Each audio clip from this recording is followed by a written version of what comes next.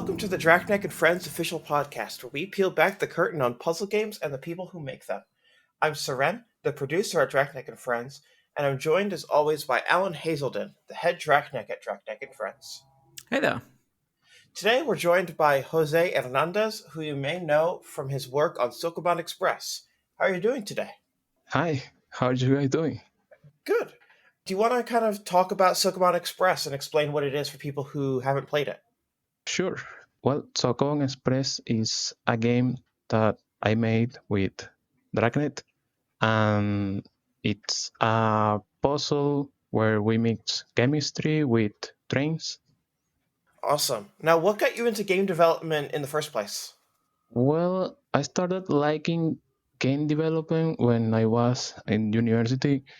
I have a bachelor's degree on computer science, and while I was working on that, I didn't really knew what type of future I wanted, but game development seemed like something fun to me. So I started making games, small games for game jams, and yeah, kinda got the hang of it. And after graduating, I just kept doing it. And have you deliberately focused on puzzle games, or is Sokobond Express just one of many types of game you're interested in making? Honestly, not sure about how to answer that question because I do really enjoy making puzzle games, and like most of the games that I made are puzzle games. But the thing is that whenever I think of a new design or something new to make, is often a puzzle game. I'm not being deliberate about it. It's just that my mind tends to go into that genre. Yeah, I mean, I think it's quite easy to get into a place where you design stuff and then you have ideas like the stuff you've already made, and then you have ideas like the stuff you've already made, and then you have ideas like the stuff you've already made. And it can be kind of self-perpetuating. I know, like, that's kind of how it's happened with me, where, like, I'm good at making puzzle games. I really like making puzzle games, but also I've been making puzzle games for so long that it's the only kind of ideas I have in the first place. Yeah, I can feel that like I do have a few puzzle games that I know are a reference from a previous game that I made. So yeah, also like when you're making something new, you do a research for things that are similar, and yeah, that kind of works as your backlog for your next project. And yeah, you keep building that experience on puzzle games. So, what was the original idea that you had first for Subatomic Wire? First, let's define Subatomic Wire.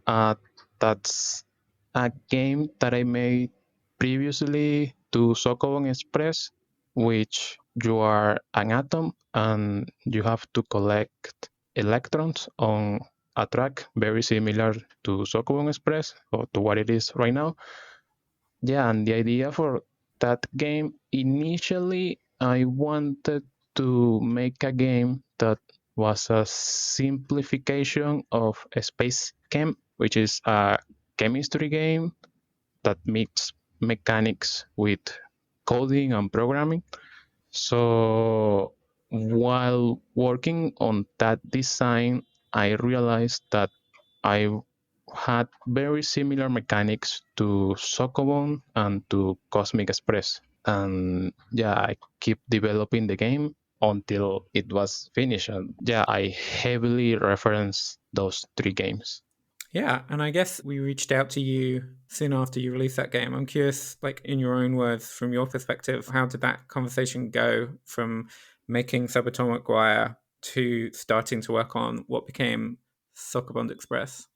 Well, first of all, it was really unexpected. Like, since that point, I just published games for free. The only thing that I did is that I will write to Armor Games and Coolmat Games if they were interested in those free games that I was making. for a licensing deal, but that was it. That just posting the game on Twitter, and yeah, it was surprising that I got a DM from Alan, and at first I was like, this is amazing. Like, I know that Alan is the developer of Cosmic Express and of Sokobond, so he reaching out. I mean, that's amazing. But then you offer me to invest on something bigger that subatomic wire. I was like, oh my god, is this real? Okay, yeah, let's do it. Yeah, I mean, from my perspective, yeah, I was just really delighted to see Subatomic Wire and see how it was playing with similar pieces to some of my games, but like combine those ideas in a way that's like so obvious in hindsight and so elegant, but it's just something I had never thought before. And it's like, oh wow, this is great. I wish I'd thought of this. So yeah, it was really cool to be able to think, well, we've got a bit of money from Monster Expedition. We could afford to fund somebody else to make something. This seems like a cool thing that's playing in similar spaces to the stuff we've made before. So yeah. Yeah, and really, like, I mean, I still amazed. I think that I was just lucky. Like, I'm just making games, and the games that I make are things that I'm not really going for a certain type of audience or certain type of person. It's just I'm just making a game that I would like to see in the world. So to be that lucky for someone to reach out and wanted to expand that concept with me is really an honor. Yeah, no, it's been great. Yeah, no, we've had nothing but a blast working with you on this game, and this game turned out great. What, from your perspective, Jose, like moving from developing games internally with just the hope that maybe people will play them and maybe you can get a licensing deal, what was the biggest change for you in your workflow working with a publisher, working with us? There have been many changes.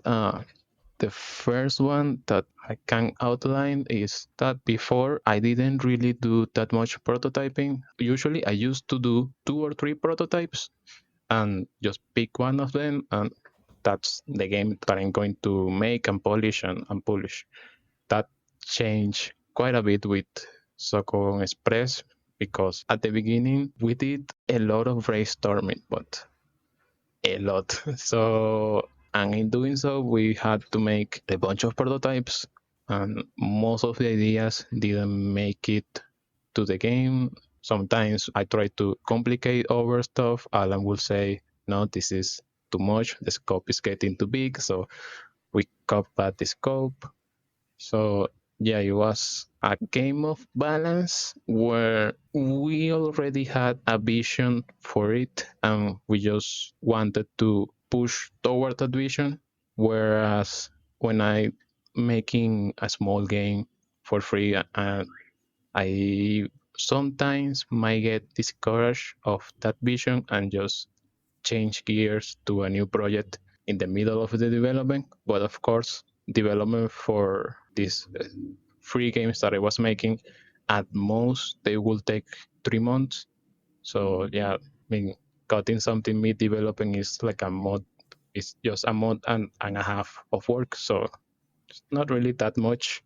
Yeah, and I mean, I guess we haven't really talked much about the timeline. You posted that first game, Subatomic Wire, at the end of 2020, right? And then it was little over 3 years from that to signing a publishing deal, maybe a month later, to actually shipping the game like a little over 3 years later. And that's a long time to be working on the same project. And I know keeping up momentum and keeping up motivation is tough. Do you feel like you did a good job of keeping motivation, not burning out, not getting tired of the idea? Well, I think I could have done a better job. I mean, the I did try my best, but I mean, 3 years is it was too long for the project. It should have taken less. And to me, I feel like most of that taking too long is because of my inexperience. My inexperience being that this is my first commercial game, and when you're making something that people are gonna pay for it to play, the expectations kind of change. So you do really want to make a product that is worth that money. Whereas when you're making a free game, you don't really care. So I think because I didn't have experience managing that expectation, that was part of the failure that I had to really optimize my time and not take 3 years because of, I mean, things that took too long were designing levels and iterating on them. Like just design work. Design work taking too long is, it shouldn't have. I mean, we did playtesting at all, and that really helped. But also, I do think with the experience that I have right now, the iteration on designing the levels should have taken less. But at the same time, with the experience that I have right now, I think that I may I may want to increase the scope of the game. So Yeah, I mean that's always the thing. It's like you always want to make something that's like a little bit better than is like the ideal scope for like practicality's sake. I think most developers always have that fire in them to like just Sure be a bit do. more ambitious than might be properly sensible. And then you get to the other side of the game. You've made it. You look at it and go, well, now I could make exactly this much faster. Now I know what this is trying to be. So I could have, if we'd known where we were going, we could have just made that. But yeah, there's always so many side tangents and things to explore. And it's very important to take the time to figure out what the game wants to be, what the game is trying to be. I don't think, as someone who, from a production standpoint, was watching over this game for 3 years, that it took too long, so much as it took time to find out what it wanted to be. And then once we found it, it actually came together relatively quickly there. And then the back 6 months was just a lot of polish. yeah, that's the thing that I don't know. I feel like I gathered a lot of experience from developing Sokobond Express, but at the same time, I do have quite high ambitions. So yeah, I don't know if I still know how to manage the scope of my games. I hope me being aware of that helps. But yeah, let this be an advice for developers. Always be mindful of scope. And if you don't, well, what can you do? Yeah, it's tough. I mean, I guess leaning into this idea of scope creep, is there anything that you worked on for the game that we ended up cutting that you like look back in hindsight and like, oh man, I wish we had spent more time trying to figure that out and trying to get that to work? Because we explored a lot of gameplay possibilities that we didn't end up shipping with. I'm curious if there's anything that you wish we'd managed to make fit. The thing that I really wanted the game to have, but again, I don't have the skill set to do so. It was a narrative. I do wanted to include a narrative to it, and we talked with Pip that she was one of the writers of the game in doing so. But yeah, the scope would have gotten too big in doing that. So yeah, I think it was a good decision not to implement a narrative into the game. But in hindsight, if I were to do the game once more, I would really push for adding a narrative to it.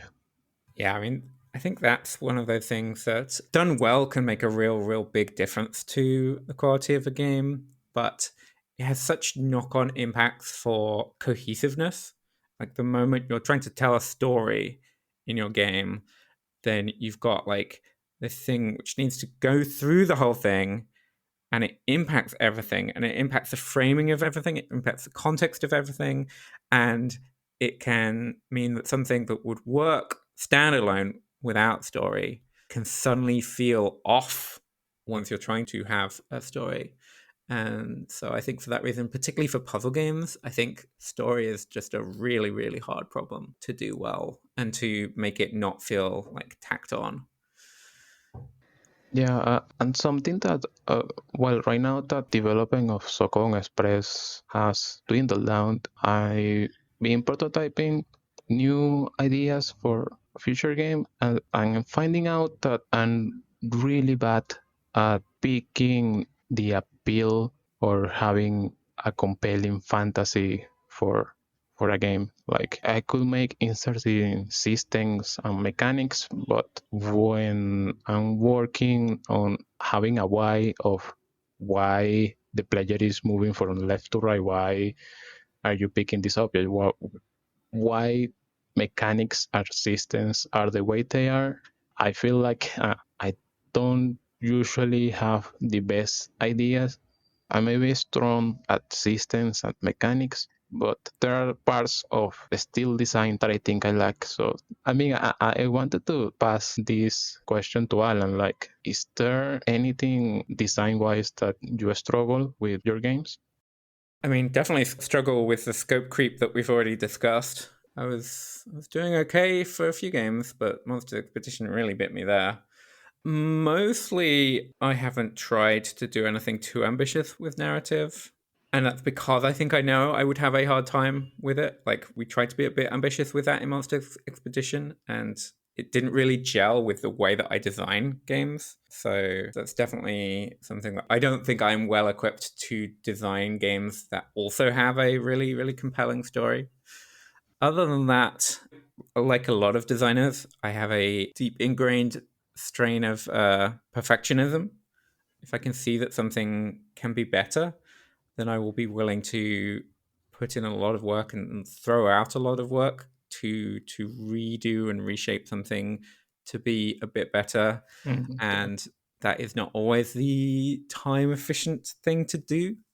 And even for me, like I'm finding these days, like I get a lot out of like watching people play a game and like record a video and send it to me, and then I watch it back, and then I'll get a lot from watching that playthrough video, and then I'll be able to go, oh, I could tweak this, I could tweak that.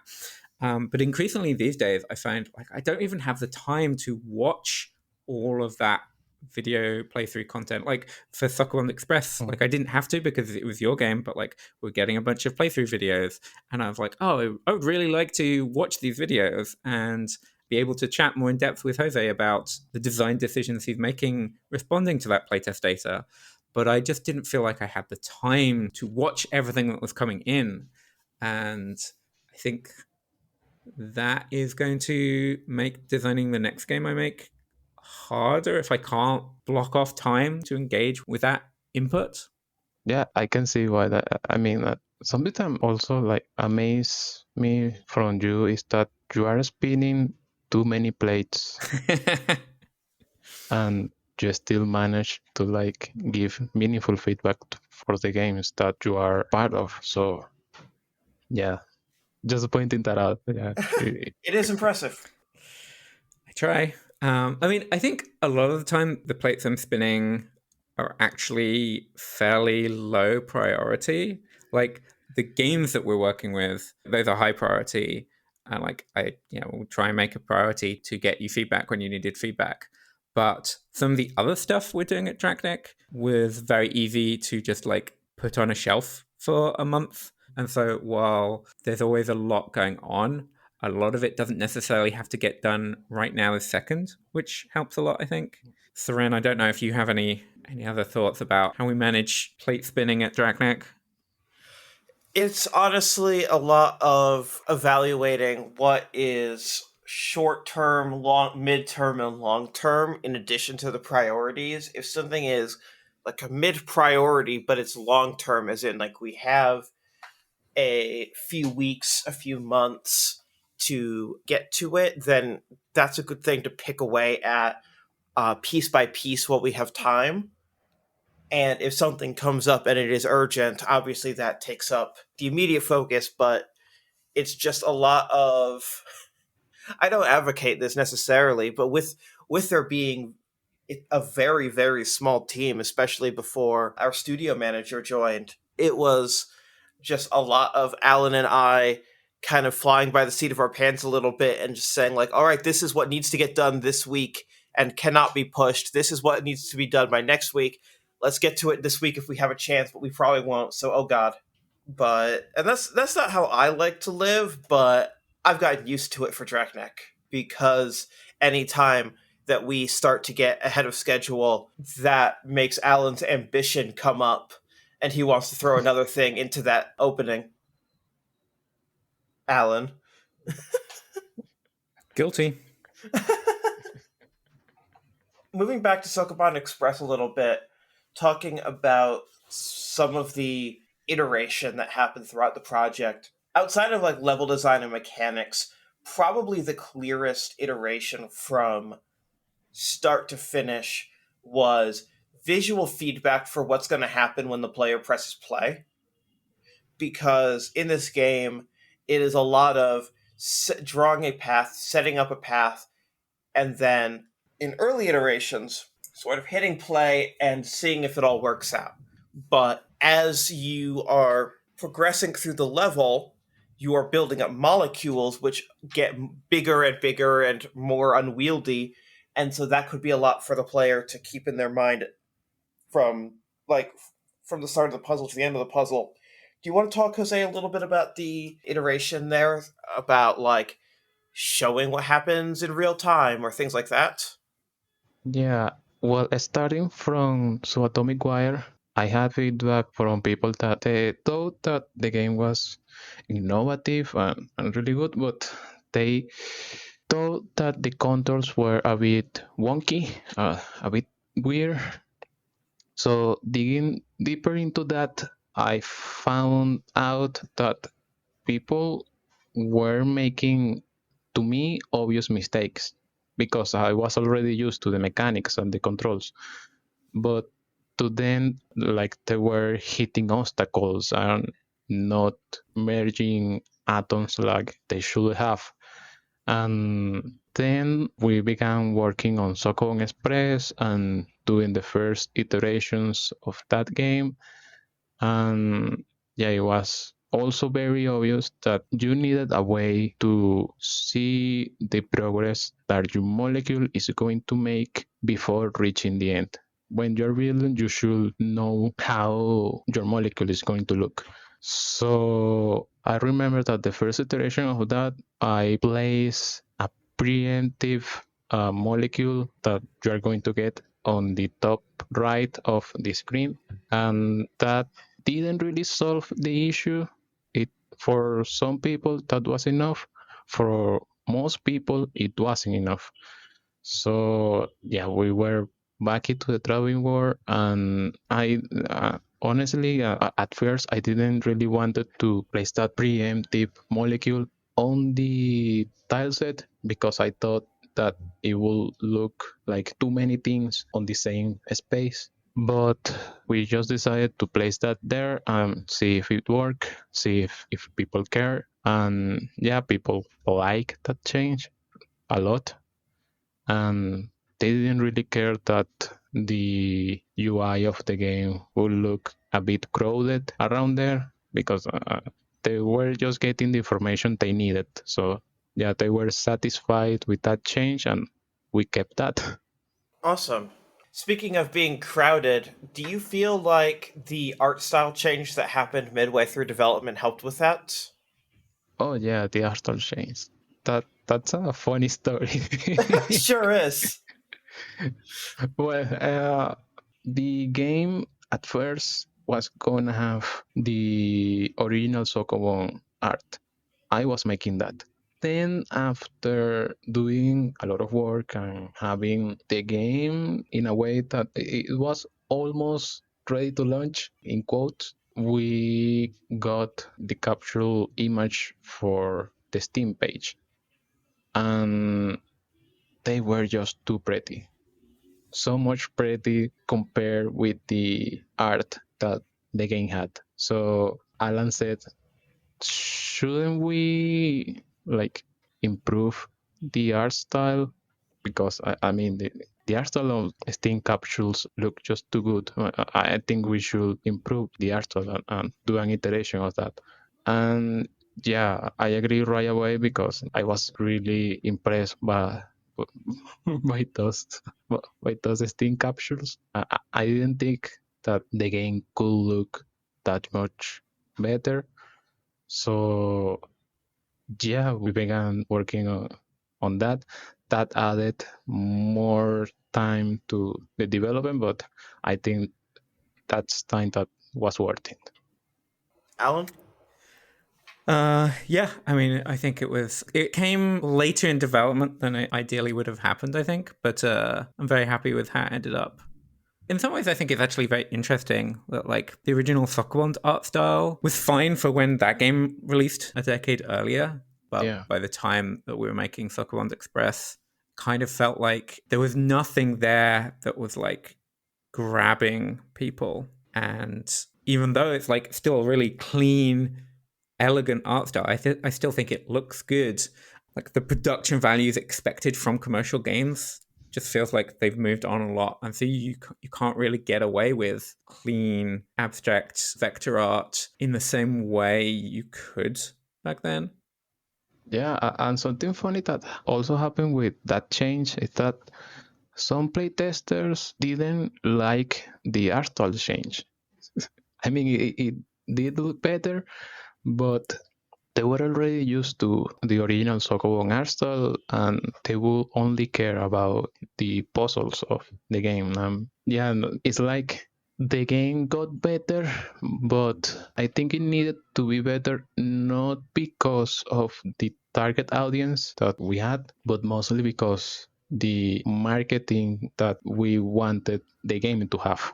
Yeah, and marketing the game with a whole other kettle of fish that I don't know how much we want to get into, and Was not easy. no, was not easy. I think that's enough for right now, but yes. Not easy to get people to think that they like chemistry. Which is unfortunate, because chemistry is cool. It is, but yeah, I don't know what it is. I think it might be boring chemistry classes in school or college that make people not like chemistry, but I mean, it is fun. Yeah. I think there's also an element of something which is common in other puzzle games too, but exacerbated by particular themes of, like, people thinking that they need to be smart or have existing knowledge to enjoy a game. Yeah. And I think a lot of people look at a chemistry game and they go, well, I don't know chemistry already, so I guess I can't play this game, or I guess I'm not smart enough to play this game. And I'm like, no, we're going to design a game that, it will teach you the stuff you need to know, but, like, giving people the confidence to play it in the first place is tricky. Yeah, that's the thing. To me, I don't know. I don't know if it's me personally that I have already played so many games that I just when I'm playing a new game that I don't know anything of, I just try to look at the systems. I don't care that much about the theming, but more about the systems and see how things work. And if I like that, then I lean onto the theming, like, yeah, I mean, I'm doing this keyword puzzle or something like that, and I have the motivation for doing so because there is this narrative, a story about it. So, but I see many people playing games that the first thing they need to appeal with is the theme of the game. So, if a game is themed about, I don't know, farming, they're gonna buy the game and they're gonna play it. They don't really care about how all the systems of the farming game interacts. As long as it's themed as farming, they like it. So I think that's something that we as developer should be aware and balance of, like knowing that there are people that care about the systems and people that care about the visuals of the game, and balance both of them to the best of our abilities. It's definitely a tough balance, but yes, just The industry right now is in such a weird and volatile place, and so many games come out every day, and players need to find the games that they're going to stick with. And I think we're all just trying to stand out against everyone else that's trying to stand out. Yeah, also something weird that it's happening right now. Well, for me, it's weird because I'm trying to get used to it, but it's still weird that algorithms are king, that you are not really trying to please a content creator or an audience or a platform, but you're trying to please the algorithms that are behind that platform. So things like you need to have 10 reviews on your Steam page as soon as possible for to Steam to promote your game. I mean, that's you trying to please an algorithm that you don't have control of. So I find that weird. Like we are moving into a world where we need to predict how the algorithm is going to work in order to take advantage of that and have the most outreach we can with the things we make. Definitely. And it doesn't help that no one explicitly knows how all the algorithms work. And if they did, they would just cheese them for their benefit. So, Yes. Alan, is there anything else that you wanted to ask, or should we kind of move to the wrap up? no, I think we should wrap up. Awesome. Well, thank you so much for taking the time to chat with us, Jose. Yeah, thank you both. Sokobond Express, which is available by the time this comes out, now also on mobile. Yay. On the time we're recording this, we are a couple days away from that still. But Yeah. very, very excited for even more people to get a chance to play it. Where can people find you online? I have a Twitter account, Jose HCC1. It's my handle. I should I should post more. But if you send me a DM or anything, I'll see it. Awesome. Thank you for listening to the Draknek Friends official podcast. Our music is by Priscilla Snow, who you can find at ghoulnoise.bandcamp.com. Our podcast artwork is by Adam DeGrandis. Please rate and review us on your podcast service of choice, and be sure to tune in next episode for more interesting conversations.